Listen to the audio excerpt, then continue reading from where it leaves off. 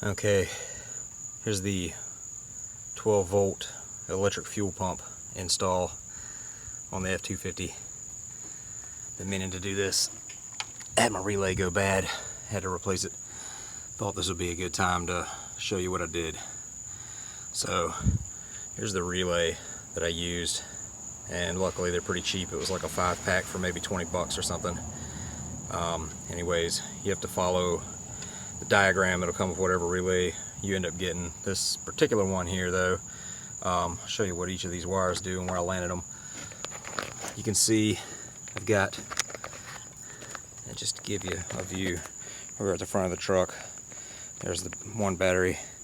Other batteries over there under the air intake, and then there's the air filter. Give you your points of reference. So down here beside the battery was a good place to mount all of this stuff. And you can see right there is the inline fuel pump, and I just bolted it onto the side of the battery carrier. You can kind of see that bolt there if the camera would focus on it. There we go, right there. The pump's going to have two pigtails off of it. You can have a red and a black. Red is power in, and black is the ground. So for the power in, you wire that back on this relay to the blue wire. That's power out on the relay.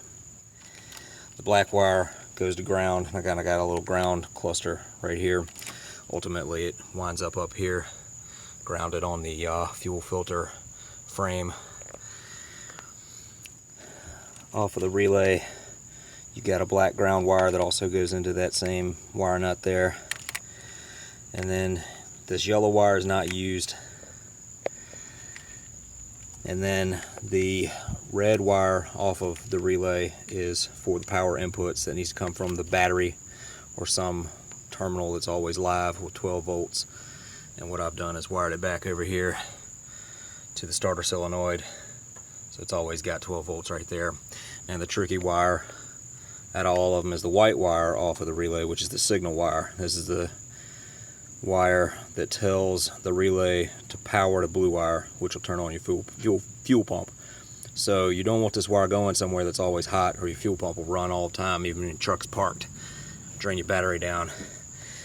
So what I did was I just used my alligator test leads here, clamped them on to that white wire off that relay, and I just poked around in the engine bay till I found something that was hot with the ignition on but not with the ignition off. And what I found was this little post right here.